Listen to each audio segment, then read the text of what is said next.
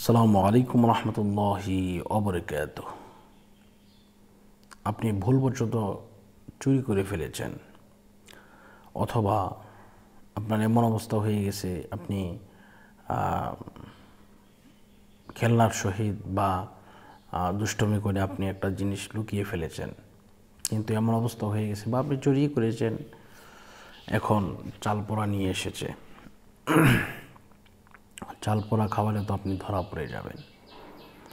এমন অবস্থা হবে যে আপনার গলা দিয়ে নাক দিয়ে রক্ত বের হবে, অথবা আপনার জিহ্বা উল্টে যাবে, গলায় চাল আটকে যাবে। তো এটা এমন ধরনের সিমটম দেখা যায়, পাওয়া যায়। এজন্য আপনাকে চুরি করার পরে বাঁচতে হলে কী কী করতে হবে? 1 নম্বরে তদবির করাতে হবে, 2 নম্বরে তওবা করতে হবে। এই দুটি কাজ, তদবিরের কথাটা আমি পরে বলতেছি। প্রথমে আসুন যে তওবা কীভাবে করবেন। তওবা এইভাবে করতে হবে যে, আল্লাহ পাক রব্বুল আলামিন, আমি যা করেছি, ভুল করেছি, এ জীবনে আর কোনো দিন এমন ভুল আর করব না। এই প্রমিস আল্লাহর কাছে করতে হবে।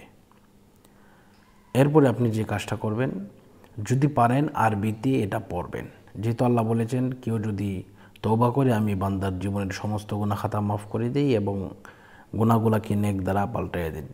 এই আয়াতের আরবি হচ্ছে, ইল্লা মান তাবা ওয়া আমানা ওয়া আমিলা আমালান সালিহা ফাউলাইকা ইউবাদদিলুল্লাহু সাইয়্যাতিহিম হাসানাত ওয়া কানাল্লাহু গফুরুর রহিম।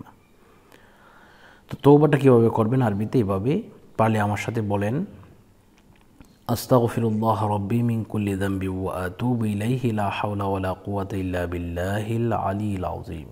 এভাবে আপনি করবেন। এরপরে আপনি আরও বড় ধরনের তওবা আছে, এগুলো আপনি করে নেবেন। আপনার ইচ্ছা মতো আপনি তওবা করে নেবেন। আপনি অবশ্যই তদবির করাবেন। তদবির করানোর জন্য আমার কাছে ফোন দিবেন, আমি ইনশাল্লাহ তদবির করে দেব। 100% আপনার কোনো কিছু হবে না, আপনার সেফ হবে।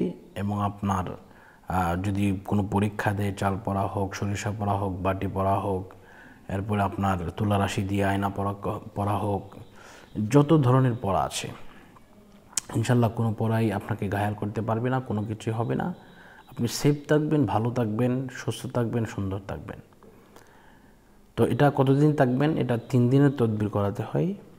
আবার 40 দিন এর তদবির আছে, যে 40 দিন পর্যন্ত টাইম লিমিট, এটাও করাতে হয়। আবার কেউ কেউ আজীবনের জন্য তদবির করে থাকেন। তো বিষয়টা হচ্ছে, এটা বশীকরণের ব্যাপার। এটা অবশ্যই যারা কবিরাজি করেন তারা বোঝেন। তো সকলে সুস্থ থাকুন, সুন্দর থাকুন। বিদায় নিচ্ছি। আসসালামু আলাইকুম রহমতুল্লাহি ওয়া বারাকাতুহু।